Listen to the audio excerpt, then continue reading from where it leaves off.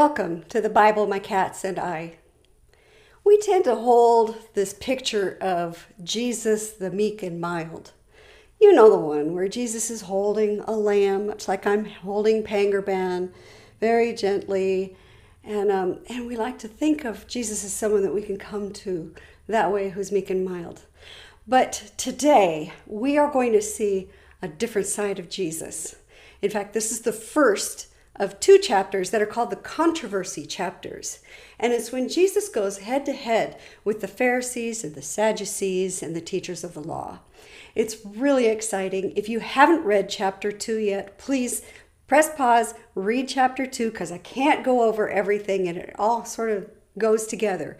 So please do that, and then let's talk about these controversies.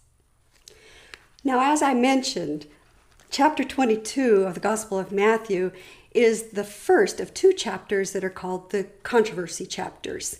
And this is when we see Jesus in a battle of words with the religious leaders of the time. I wanted to just take one little step back into the end of chapter 21, so what's leading into this. Do you remember we talked last time about the cursing of the fig tree, that which was not bearing fruit?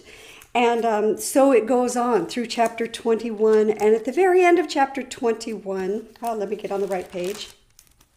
At the very end of chapter 21, Jesus says, "Therefore I tell you that the kingdom of God will be taken away from you and given to people who will produce its fruit." So that is what is leading into this chapter. And then he goes into the first part of chapter 22.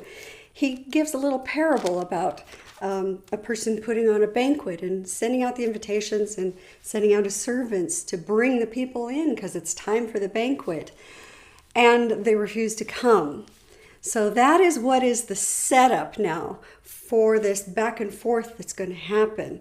Jesus has offended the leaders by this parable, and they come to him. Now it says, "Then the Pharisees went out and laid plans to trap him in his words." Okay, so we know right there that their intentions were not pure. They are there to trap Jesus. And they sent their disciples to him. They didn't go themselves. Isn't that interesting? They sent their disciples to do this dirty work, along with the Herodians. Now, let's step back and talk about who these people are. Of course, the Pharisees were the ones who were very well read in the scriptures, and they were very pro-Israel. Now, the Herodians were actually put into power over Israel. They were Jewish people, but put in power over Israel by Rome. So it's almost like the Pharisees are on Israel's side, and the Herodians would be on Rome's side, and they have a meeting. They get together to figure out how they're going to trip up Jesus. They have a meeting to figure this out, okay? So they come to him with their first question.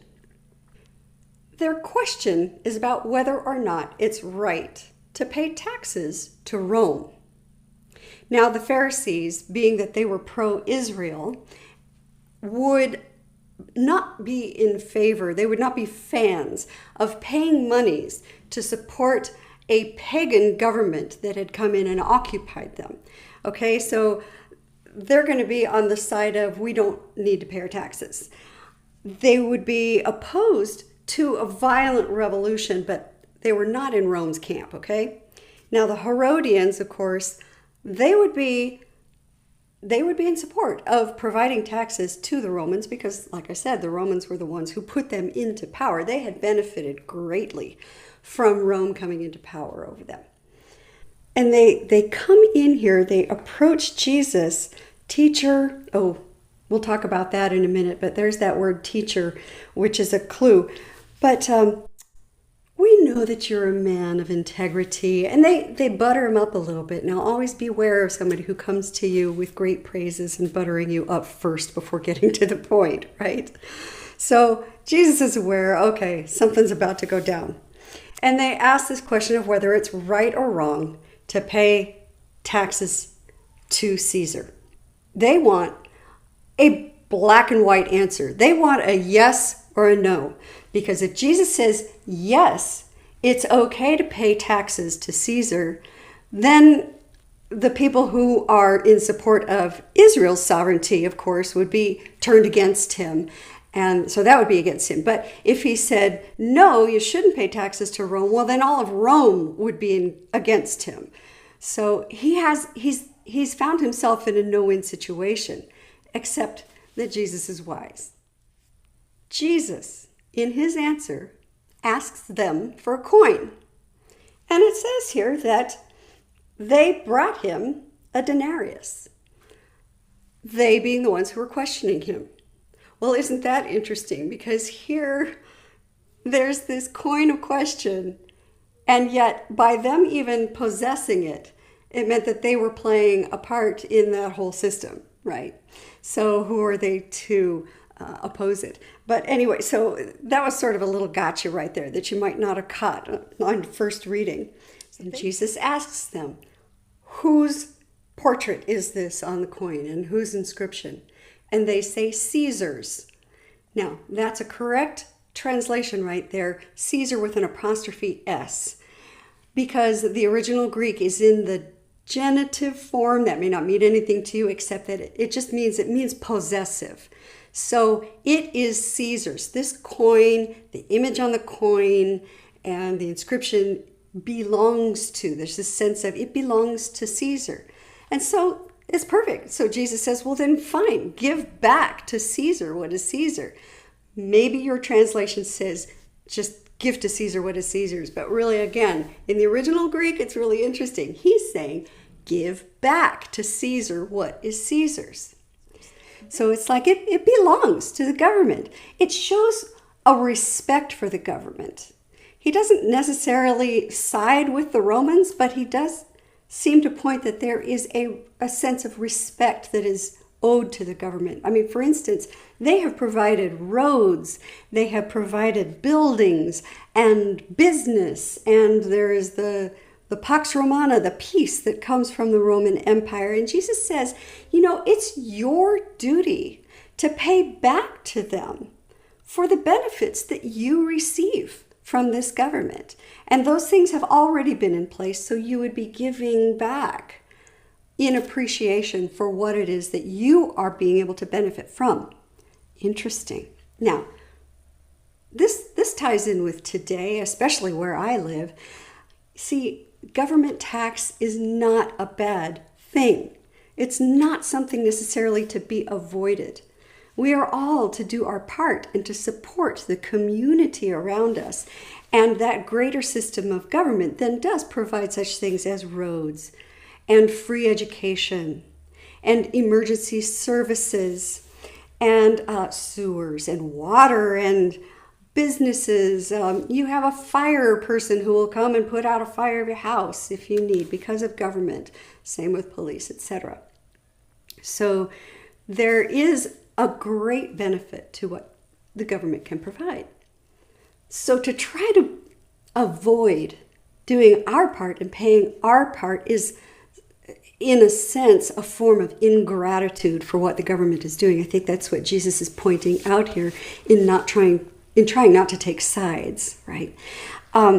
We are still called upon by Jesus' answer here to be a part and to give back to the government what is due to the government because of what we benefit from.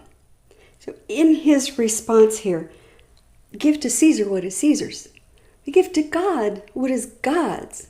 He seems to be pointing out what is really most important to him here, more than paying taxes or not paying taxes, is whether you have given yourself, whether we are giving ourselves as the very image of God toward God's self and toward God's kingdom and the advancement of God's kingdom. Have we done that? Are we allowing ourselves to be grasped by the ultimate, like we had talked about in the previous lesson? Or are we giving ourselves over to the rule of other idols in our lives, other things that take precedent, letting other passions consume us? and shutting out God's wisdom work in our lives and restoration, shutting that out and not allowing it to take place in our lives. We'll be going deeper into that actually in chapter 23, the next lesson, and I'm looking forward to that. So give back to Caesar what belongs to Caesar, and give back to God what belongs to God. I could go on with more detail about this back and forth between Jesus and the Pharisees and the Herodians, but I want to just give a little bit more of an overview of this chapter, a few more little details. So we'll move on to the second question, and the second question is brought to Jesus by the Sadducees. Okay, this is important. Let me tell you a little bit about who the Sadducees are. The Sadducees were sort of the intellectuals, if you will, the skeptical, I think is a better word for it. They were anti-supernatural hoo-ha, okay? They were very wealthy, aristocratic, cultured, and highly rational. But they weren't necessarily super biblically literate. And they were a group of people that they really did not believe the doctrines about the resurrection of the body, the ultimate resurrection of all of the chosen of God, that for the most part, the Pharisees would be expecting and waiting for. Okay?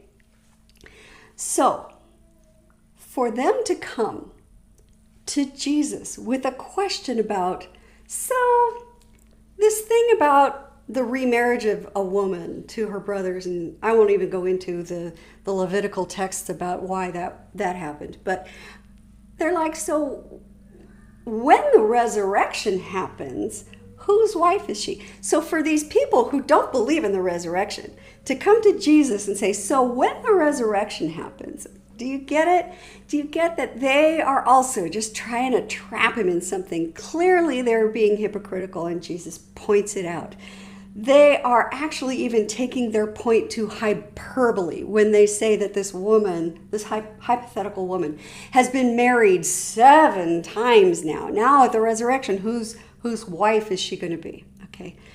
And so Jesus just sort of basically turns to them and says,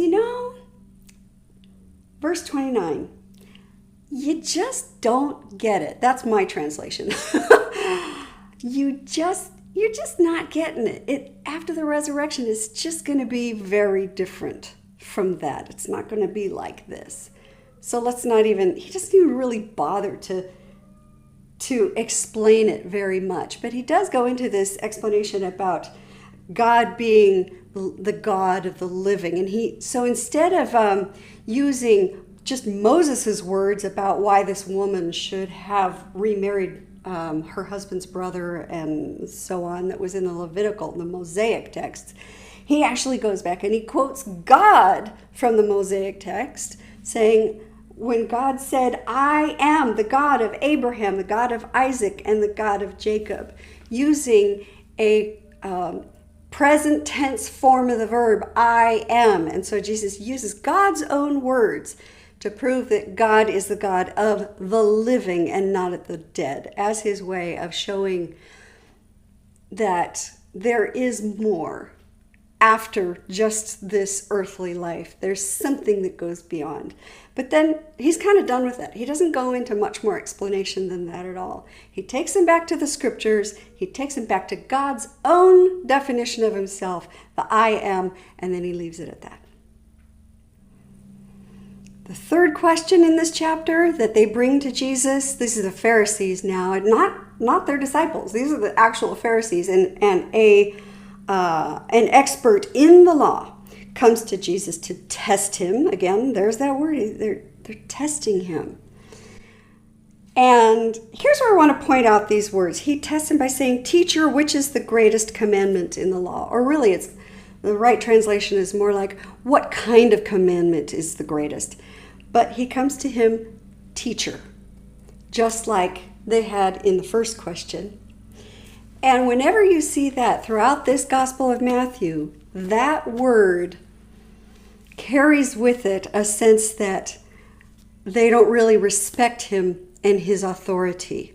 We talked about this before, those who respected Jesus' authority and knew who Jesus was called him Lord. But the ones who came to test him called him teacher. They did not give him the respect that his authority and wisdom deserved. Okay, so here we have them saying, teacher. And this is another trap. And Jesus' response to their question is sort of the same response that he gave that rich young ruler who asked him a similar question, right? We talked about that a little while ago.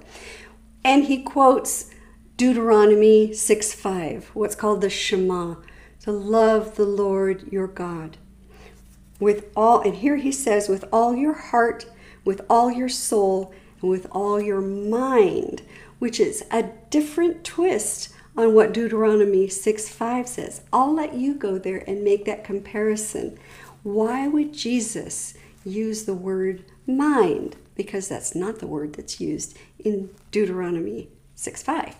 Okay, just wanted to point that out. And then he says also the second commandment is love your neighbor as yourself, and that's from Leviticus chapter 18. You can look that up if you like. Okay, I'm just breezing over that one because I really want to get to this fourth question. Now, the fourth question is where Jesus turns it around on them. They've been questioning his authority. So he comes back to them with a trick question of his own, or a tricky question anyway. Remember, these were Pharisees, and they were the students of the scriptures. The scriptures are full wisdom, and they make you think. And so Jesus uses that as his resource to make them think. So he says here, what do you think about the Christ? So he's sort of hinting in the direction that he wants this to go, right? What do you think about the Christ? Whose son is he? The son of David, they said.